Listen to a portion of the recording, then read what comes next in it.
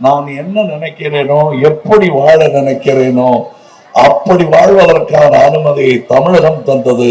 அதற்கு முன்பாக என்னுடைய தந்தையார் திரு சீனிவாசன் அவர்கள் தந்தார்கள்.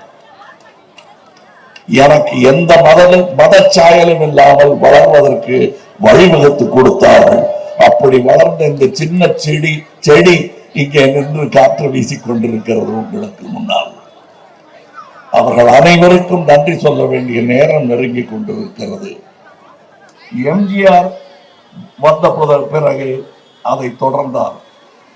மதிய உணவு திட்டத்தை மீண்டும் உயிர்ப்பித்து அதன் நீட்சியாக தொடர்ந்தார். இன்று மாண்புமிகு தமிழக முதல்வர் அவர்கள் மதிய உணவு மட்டுமல்ல, அதை காலை உணவாகவும் மாற்றி இருக்கிறார். இந்த திராவிட மாடல்ங்கிறது 1920 இருந்து ஆரம்பிக்குது. இதை சொல்லி காட்டுறதுக்கு ஆள் இல்லை.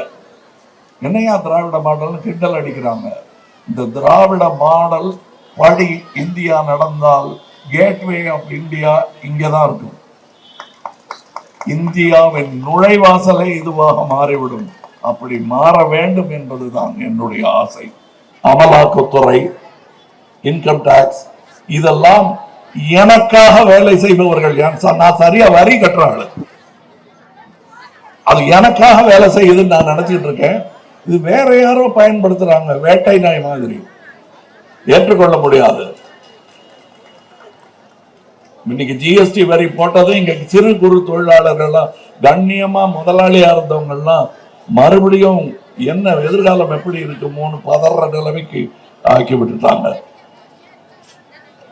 சரி, இதெல்லாம் பண்ணி குழப்பிட்டோம்னா இங்க பிடிச்சிடலாம்னு நினைக்கிறாங்க. பிடிக்கல, வழுக்குது தமிழ்நாடு.